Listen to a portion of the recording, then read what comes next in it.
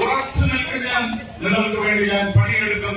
കഴിഞ്ഞ 10 വർഷവും തെരഞ്ഞെടുത്തു വിട്ട 2 കക്ഷിയിലെ പ്രബല നേതാക്കൾ MP-മാരായി പ്രവർത്തിച്ചതിന് ചോദ്യം ചെയ്യുന്ന തരത്തിൽ അവർ ചെയ്ത എന്തെങ്കിലും ചെയ്തിട്ടുണ്ടെങ്കിൽ ചെയ്ത പ്രവർത്തനങ്ങൾക്കും അതുക്കും മേലെ ഇത് ചാക്കോച്ചിയുടെ വാക്കാണ്, ഇത് വാക്കാണ്, സുരേഷ് ഗോപിയുടെ വാക്കാണ്, ഇത് നരേന്ദ്രമോദിയുടെ ഗ്യാരണ്ടിയാണ്. നമസ്കാരം. ഒരുപാട് സ്നേഹം.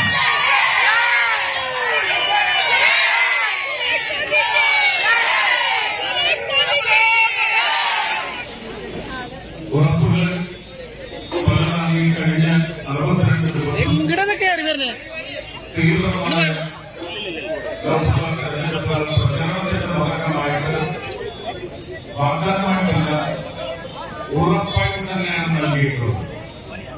തൃശ്ശൂരിന്റെ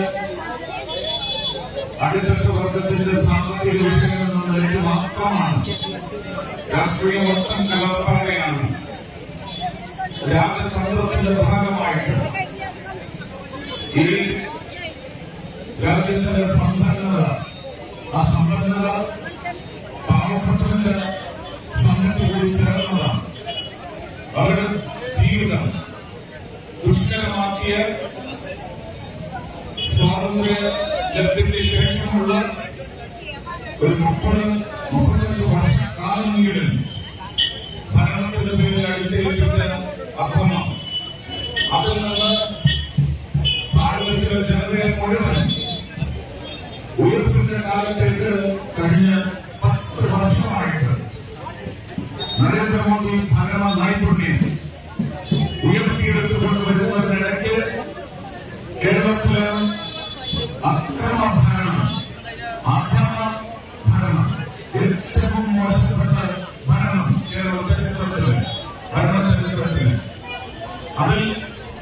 അവയിൽ അടുത്തിട്ട് വർഗത്തിന്റെ സമ്പന്നതയെ തുടർന്നു വരുന്ന അവരുടെ ചോരപ്പണം ഊട്ടിപ്പൊളിക്കുന്ന ഒരു മുഖ്യമന്ത്രിയും അദ്ദേഹത്തിന്റെ പാർട്ടിയിലെ ഏറ്റവും നല്ല വ്യക്തിത്വങ്ങൾ അല്ലെങ്കിൽ ഹൃദയങ്ങള് അവരുടെ വൈകാരികതയെ ചോദ്യം ചെയ്യുന്ന തരത്തിൽ വെറും പരപ്പന്മാരായി മാറിയ കേരള ഭരണം ഈ അറസ്റ്റുള്ള വർഗത്തിന് മേൽ അടിച്ചേൽപ്പിച്ചിരിക്കുന്ന ആക്രമണത്തെ ചങ്ങലയ്ക്കിടും എന്നാണ് ഞാൻ ആദ്യം ഉറപ്പ് നൽകിയത്.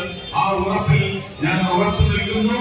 പാർലമെന്റിലെത്തിയാൽ സംഘടന പ്രസ്ഥാനങ്ങളുടെ അധമ ക്രയ വിക്രയ തുരപ്പൻ സംഘങ്ങളെ മുഴുവൻ ജയിലറയ്ക്കുള്ളിൽ അടയ്ക്കുന്ന തരത്തിൽ, ചങ്ങലയ്ക്കിടുന്ന തരത്തിൽ പാവപ്പെട്ടവന്റെ പണം അത് ഏൽപ്പിച്ചാലും അവന് തന്നെ ചെയ്യണമെന്ന് പറയുന്ന നിയമപരമായ ഒരു മുന്നേറ്റത്തിന് ഞാൻ മുൻകൈയെടുക്കും എന്ന് ഇവിടെ വെച്ച് മാപ്രാണം എന്ന് പറയുന്നത് എനിക്ക് നന്നായി പറയാം. കഴിഞ്ഞ 2019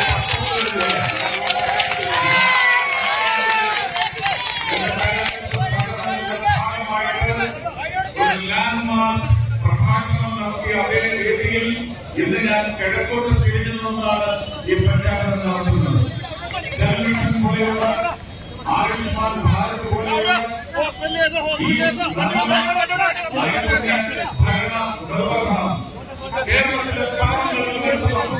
ആ നോട്ടുവെന്ന തരത്തിൽ കേരളത്തിലെ അവസാനത്തെ ഗ്രാമത്തിലെ അവസാനത്തെ പൗരന്റെ വീട്ടിലേക്ക് കുടിവെള്ളം എത്തിക്കൽ എന്ന് പറഞ്ഞാൽ ഇവിടെ ഇത് കേട്ടുകൊണ്ടിരിക്കുന്ന ഏത് കക്ഷികളിലെ പ്രിയ സഹോദരങ്ങൾക്ക് അത്ര പുണ്യം തോന്നരുത്. ഞാൻ കാണുന്നുണ്ട്, അങ്ങനെ തോന്നരുത്. പാവപ്പെട്ടവരുടെ കുടിനീരിനെ കുറിച്ചാണ് ഞാൻ സംസാരിക്കുന്നത്, പാവപ്പെട്ടവരുടെ ഭക്ഷണത്തെ കുറിച്ചാണ് സംസാരിക്കുന്നത്. അതിൽ വലിയ മുന്നേറ്റമാണ് നടത്തിക്കൊണ്ടിരിക്കുന്നത്. അടുത്ത 5 വർഷം 10 വർഷം കൊണ്ട് ദാരിദ്ര്യ നിർമ്മാർജ്ജനം എന്ന് പറയുന്നത് സത്യസന്ധമായ കാഴ്ചയായി അനുഭവമായി ഭാരതത്തിൽ കാരണമാകും എന്നുകൂടി അറിയിക്കുകയാണ്. എനിക്ക് അപേക്ഷയുള്ളൂ. ഏപ്രിൽ 26-ന് കക്ഷി രാഷ്ട്രീയ ഭേദമന്യേ ജാതി മത ചിന്തകൾക്കപ്പുറം മറ്റ് എല്ലാ ഘടകങ്ങളും അതിന്റെ മതകെട്ടുകളും കയ്യാളുകളും വേലികളും പൊളിച്ചുകൊണ്ട് ഏപ്രിൽ 26-ാം തീയതി നിങ്ങളെല്ലാവരും എന്നെ കഴിഞ്ഞ് അനുഗ്രഹിച്ച് എനിക്ക് ഈ അവസരം തന്നാൽ അടുത്ത 5 വർഷം കൊണ്ട് നിങ്ങൾ എനിക്ക് തരുന്ന അവസരം പൂർണ്ണമായി സത്യസന്ധമായി അഹോരാത്രം പണിയെടുത്ത് നിങ്ങളെല്ലാം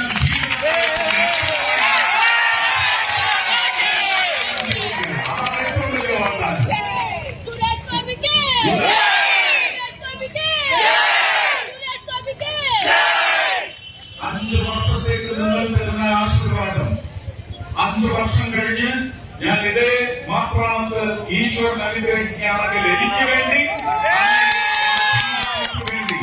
ഞാൻ ഇവിടെ വന്ന് നിങ്ങളോട് സംസാരിക്കുമ്പോൾ നിങ്ങൾ ഒട്ടുമേ എന്നെ കൈവിടില്ല എന്ന ഉറപ്പ് ഞാൻ വരുന്നതാണെങ്കിൽ ഉറച്ചു നിൽക്കുന്ന നിങ്ങൾക്ക് വേണ്ടി ഞാൻ പണിയെടുക്കും. കഴിഞ്ഞ 10 വർഷവും തെരഞ്ഞെടുത്തു വിട്ട 2 കക്ഷിയിലെ പ്രബല നേതാക്കൾ എംപിമാരായി പ്രവർത്തിച്ചതിന് ചോദ്യം ചെയ്യുന്ന തരത്തിൽ അവർ ചെയ്ത എന്തെങ്കിലും ചെയ്തിട്ടുണ്ടെങ്കിൽ ചെയ്ത പ്രവർത്തനങ്ങൾക്കും അതൊക്കും മേലെ ഇത് ചാക്കോച്ചിയുടെ വാക്കാണ്, ഇത് വാക്കാണ്, സുരേഷ് ഗോപിയുടെ വാക്കാണ്, ഇത് നരേന്ദ്രമോദിയുടെ ഗ്യാരണ്ടിയാണ്. നമസ്കാരം. ഒരുപാട് സ്നേഹം.